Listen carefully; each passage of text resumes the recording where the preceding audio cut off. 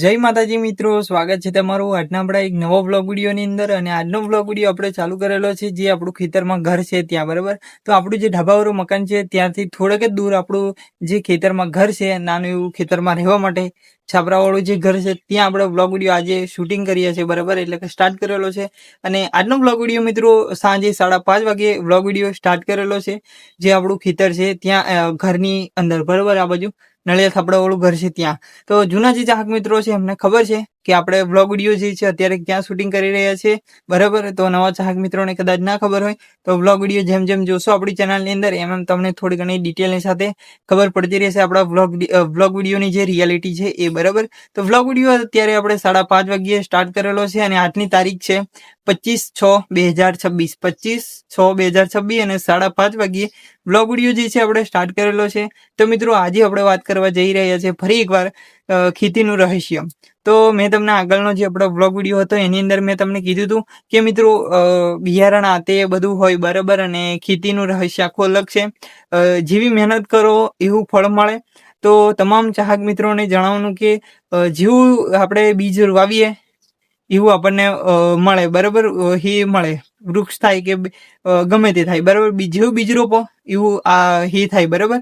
એટલે કે જેવું બીજ રોપો, બરાબર, તમે બીજ તો રોપી કાઢ્યું પણ એની સેવા સાકરી હાથે કરવું પડે।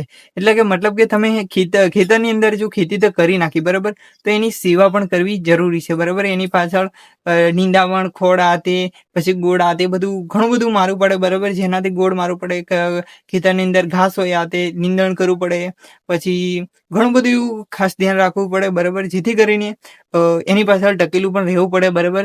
તો ટકેલું રહેવું પડે એટલે કે હું તમને નથી કહેતો કે ટકેલું રહેવું પડે, પણ એની સેવા સાકરી કરવું પડે અને પાણીની સમયે પાણી પણ આપવું પડે, બરાબર। જેથી જે છોડ હોય એ મતલબ કે પાણી વગર સુકાઈ નહીં જાય અને સેમાઈ નહીં જાય, બરાબર।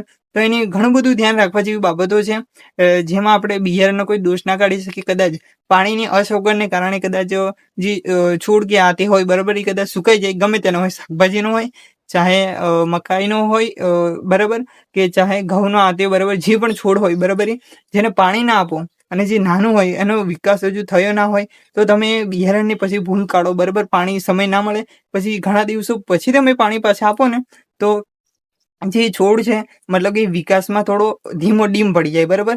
તો એમાં પછી જે વિકાસ થતું છે ને એ થોડું અટકી જાય ને જોવું એવું આપણને પાક મળી રહે નહીં, બરાબર।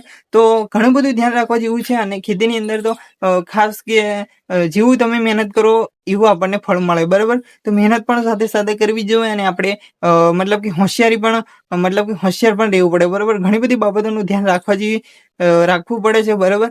તો ખાસ મારા તમામ ચાહક મિત્રોને મેં તમને એટલું જણાવવાનું કે આપણો જે વ્લોગ વિડીયો જે છે એ જોઈને તમને કંઈક નવું શીખવા મળે, જેના આપણા જેવા પ્રયત્નો છે, બરાબર। તો વ્લોગ વિડીયો જુઓ તો કંઈક નવું શીખવા મળે, બરાબર। તો આપણા જે વ્લોગ વિડીયો જે છે મિત્રો સવારે 7 વાગ્યે નવી અપડેટ સાથે નવો વ્લોગ વિડીયો આપણી ચેનલની અંદર આવી રહેશે, બરાબર। આ દીપક બ્લોગર્સ 1 જે આપણી ચેનલ છે એની અંદર સવારે 7 વાગ્યે નવી અપડેટ સાથે નવો વ્લોગ વિડીયો દરરોજ સવારે 7 વાગ્યે, બરાબર, વ્લોગ વિડીયો આપણી ચેનલની અંદર આવશે।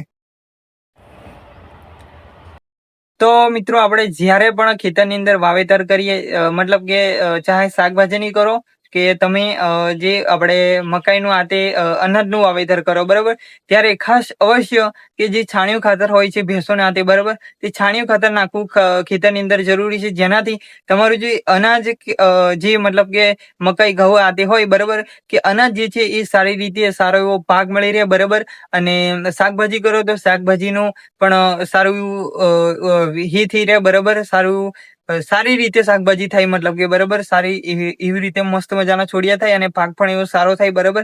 તો છાણિયું ખાતર જરૂરી છે। તમે ખેડૂતના આપણે બધા પુત્ર છીએ, બરાબર, ખેડૂતના આપણે પુત્ર છીએ એટલે બધાને ખબર જ છે છાણિયું ખાતર બધાય આપણે ઉપયોગ કરીએ છીએ, બરાબર, ખેતરની અંદર નાખીએ છીએ। તો અમુક બીજા ગ્રાહક મિત્રો કદાચ હોય આ તે, બરાબર, તો છાણિયું ખાતર વર્ષે નાખવું, જેનાથી અમુક વર્ષે નાખો તો પણ ચાલે, પણ 2 વર્ષે આ તે 1-2 વર્ષે નાખવું જરૂરી છે, વચ્ચે ગેપ પાડવાની 1-2 વર્ષની, બરાબર।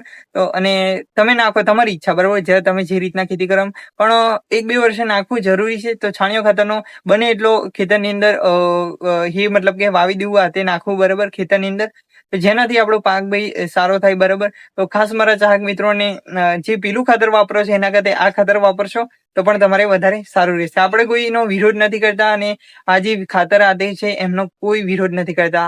આપણે તમે એ પણ નાખો ને આ પણ નાખો, હું કોઈને નથી કહેતો, બરાબર. તો એ પણ નાખશો તો પણ સારું રહેશે. તો મિત્રો આપણે આવી ગયેલા સીધા જે આપણું ખેતરમાં ઘર છે ત્યાં થાનાળે આપણા ઓલું ઘર હતું ત્યાંથી આપણે સીધા આવી જાય. જે આપણે 4 રસ્તા કહો કે તમે 4 વાટ કહો, બરાબર. આપણે સિંગલ પટ્ટી જેવી વાટ છે ખેતરની અંદર, ખેતરની બાજુમાં કોઈ રસ્તો નથી અત્યારે, બરાબર. અમારે એટલે કે સિંગલ પટ્ટી વાટ છે, મતલબ કે ખેતરમાં જવા માટે, બરાબર. ખેતરની અંદર વાટ એટલે કે રસ્તો તો ના બનાવે ને, બરાબર. તો ત્યાં આપણે આવી ગયેલા વ્લોગ વિડીયો શૂટિંગ કરવા માટે. આ બાજુ 4 રસ્તા કઈ આ બાજુ, બરાબર. આ બાજુ અહીંયા વાટ જાય છે ને આ બાજુ, બરાબર. અને આ બાજુ ખેતરનો રસ્તો છે આપણે, બરાબર. તો અહીંયા આપણે વ્લોગ વિડીયો આજે ફરી એટલે કે આજે નહીં પણ અત્યારે સ્ટાર્ટ કર્યો આપણે બીજો નવો કટ, બરાબર. તો ત્યાં આપણે ઘર હતું ત્યાં અને અહીંયા આવી જા, બરાબર, સીધા, બરાબર. તો મિત્રો આજનો વ્લોગ વિડીયો આપણે, બરાબર, અહીંયા પાછો નવા કટ સાથે અહીંયા સ્ટાર્ટ કર્યો. તો ખાસ કે જે તમે ખેતી કરો, બરાબર, એની અંદર આપણે ખેતી તો કરીએ, બરાબર, સાથે સાથે એવી મહેનત પણ કરવી જરૂરી છે જેથી આપણું પાક જે છે સારો થાય અને વ્યવસ્થિત રીતે થઈ રહ્યા, બરાબર. સારું અનાજ પણ પાકી રહ્યા, બરાબર. જેવી ખેતી કરો એ પ્રમાણે, બરાબર.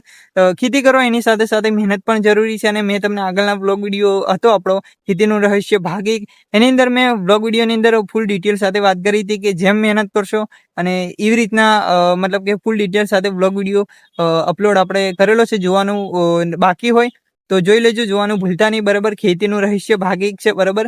અને ભાગ આ બીજો છે. તો જેવી મહેનત કરો એ પ્રમાણે આપણને ફળ મળી રહે. અને ખાસ કે મિત્રો આપણે આ વર્ષે જો મકાઈનું વાવેતર કર્યું, બરાબર, 2 વાર, તો બીજા એ ખેતરની અંદર આપણે બીજાનું પણ વાવેતર કરવાનું કહું આ તે, બરાબર. જેનાથી મતલબ કે જમીનની ગુણવત્તા જે છે વારંવાર એકની ખેતી કરવે તો જમીનની ગુણવત્તા જે છે એ કહેવામાં આવે છે કે ઘટે છે, બરાબર. તો એક બીજું પણ પલટાવતું રહેવું તો સારું, બરાબર. આમ તો આપણે કોઈ વાર પલટાવતા નથી અમુક, બરાબર. તો પલટાવવું જરૂરી છે મિત્રો. આ વર્ષે આ ખેતરની અંદર મકાઈ કરી તો બીજે વર્ષે કદાચ ઘઉં આતે કરવું. વધારેમાં વધારે એ ખેતરની અંદર તમે મકાઈ કરશો તો તમે જોયું જ હશે, તમારા અનુભવ હશે, બરાબર. મારો તો અમારે અનુભવ છે, બરાબર. અમારા ઘરે ખેતી કરે છે એટલે બધા, બરાબર. તો મારો પણ અનુભવ છે કે એકના એક ખેતરની અંદર કરશો ને તો તમારી જમીનની ગુણવત્તા ઘટશે અને પાક જે છે એ પણ સારો એવો ના થાય, બરાબર. થોડો એવો થાય, બરાબર. જે વધારે થતો હોય એના બદલે ઓછો થાય, બરાબર. તો ખાસ ધ્યાન રાખવું. અને મતલબ કે ખેતી જે છે એ આ વર્ષે ઘઉં કર્યા તો આવતા વર્ષે મકાઈ એ ખેતરની અંદર એવું કરવું, બરાબર. તો પલટાવું, મતલબ કે એકની એક ખેતી ના કરવી જોઈએ, જરૂરી, બરાબર. તો આ તો મિત્રોને ચાહક મિત્રોને કહી દઉં કે વ્લોગ વિડીયોની અંદર, બરાબર, આવું કરશો તો પણ સારો એવો પાક થાય, બરાબર. તો જમીનની ગુણવત્તા જે છે એ પણ જળવાઈ રહે સારી રીતે, બરાબર. અને મેં તમને કીધું કે છાણિયું જે ખાતરનો છે એનો ફૂલ એ કરો, બરાબર, ખેતરની અંદર નાખો, બરાબર. જેનાથી જમીનની ગુણવત્તા પણ સારી એવી રીતે જળવાઈ રહેશે અને પાક પણ આપણે સારો થાય. અને ખાસ કે મિત્રો આપણે તમે જ્યારે ખેતરની અંદર ખેતી કરો અને હવે એ તો ખેતી થાય જ, બરાબર.